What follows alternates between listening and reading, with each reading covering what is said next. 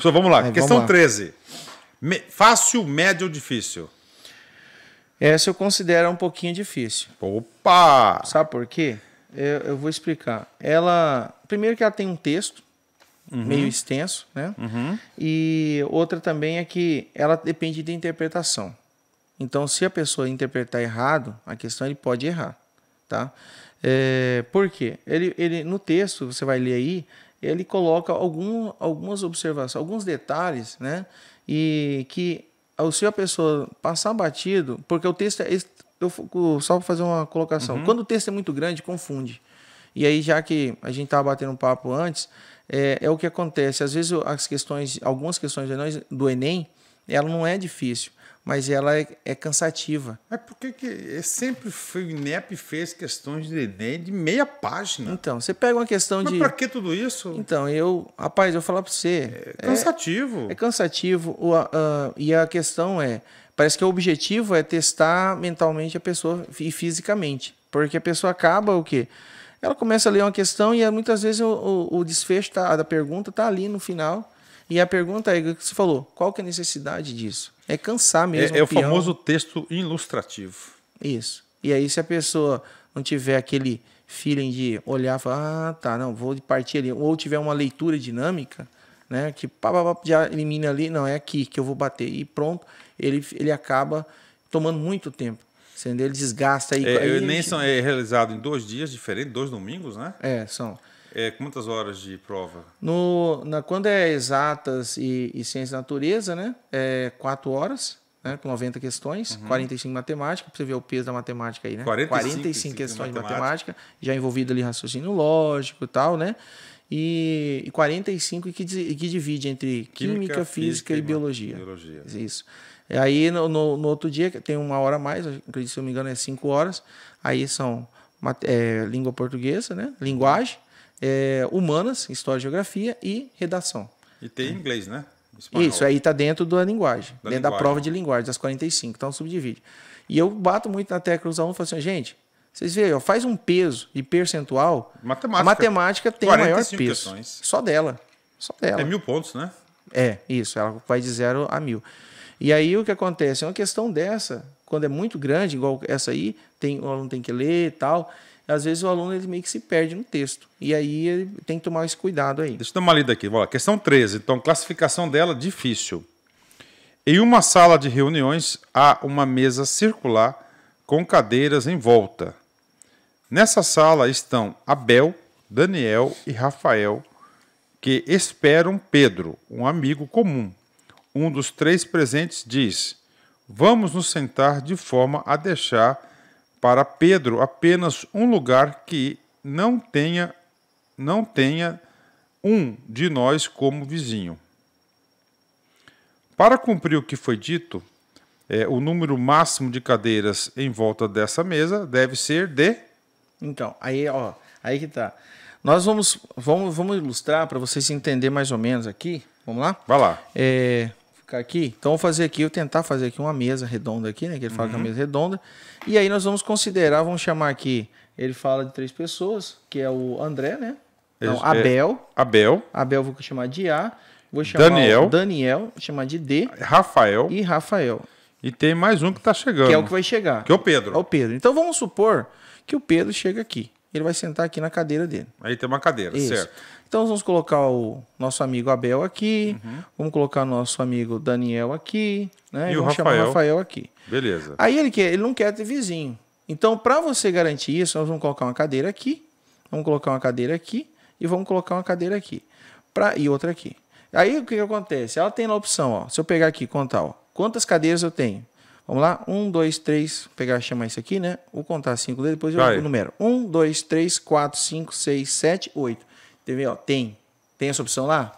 Tem. Mas aí tem que tomar cuidado. Por quê? Como ele fala máximo e não mínimo, então eu posso, e aí eu não quero, esses aqui eles querem ficar, eu posso deixar aqui, aí ficar vizinho, né?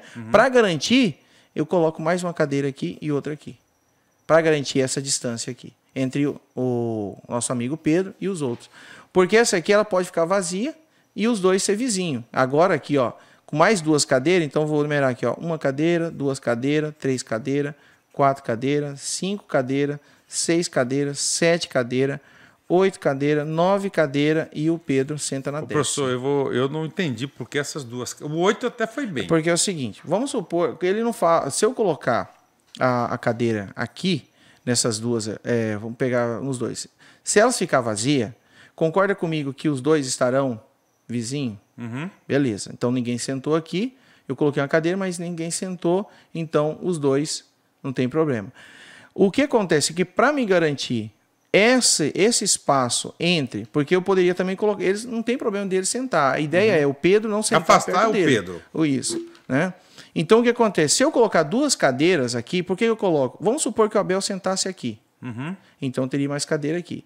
Aí vamos dizer que o nosso amigo Daniel sentasse na 8ª, então eu teria ainda, ele não teria vizinhança. Ah, entendi. Então, você dá o ciclo, né? Sim. E aí o que acontece? Para garantir que de qualquer forma, mesmo que eu faça um movimento aqui entre as outras, eu tenho que colocar duas cadeiras entre o Pedro.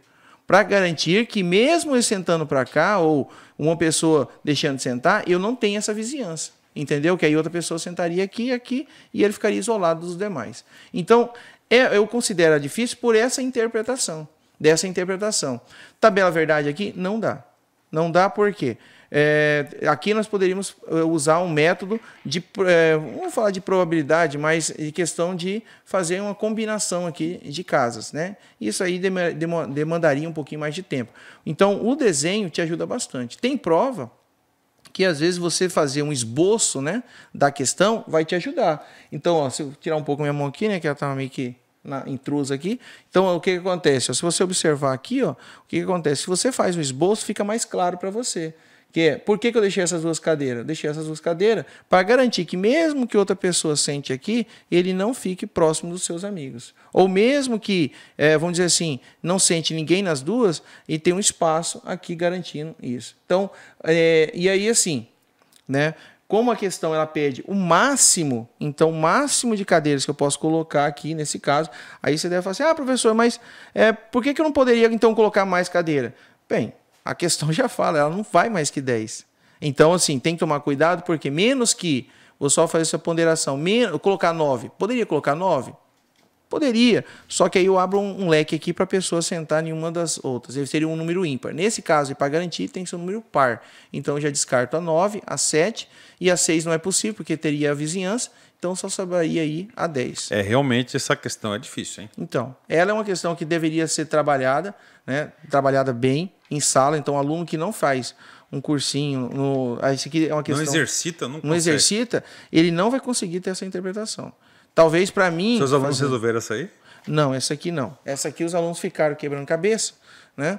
E eu falei, e eles também tiveram exatamente essa dificuldade de entender essa relação das duas cadeiras. Eu falei, gente, essas duas cadeiras aqui, ela só é para garantir que na combinação de assento, os alunos não sentem, o Abel, ou Daniel, ou Rafael, não sentem junto ou próximo do nosso amigo Pedro.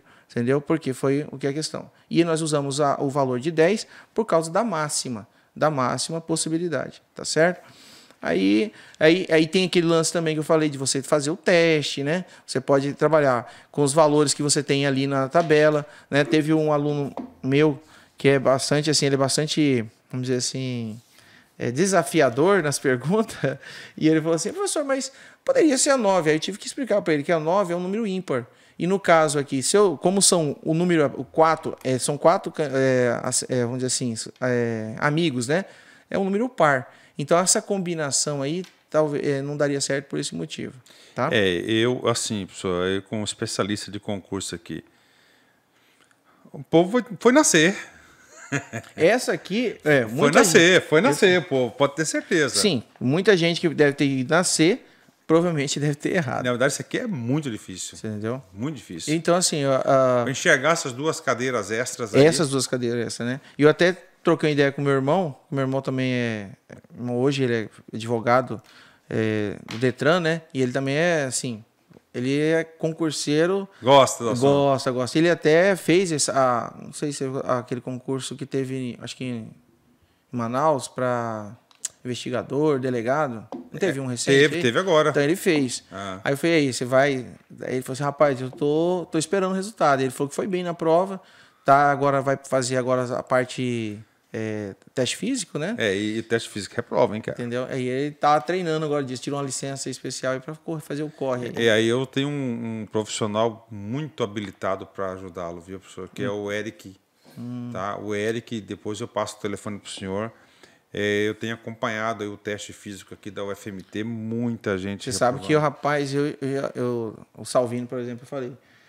A gente acaba. Hoje, depois do mestrado, eu dediquei assim, educação, me especializar nessa área, porque antes eu tentei bastante a área de segurança pública, sabe? Só que chega uma hora que eu já, como diz o outro, já queimei tanta pestana já na área de ensino, que eu acho que é melhor eu ser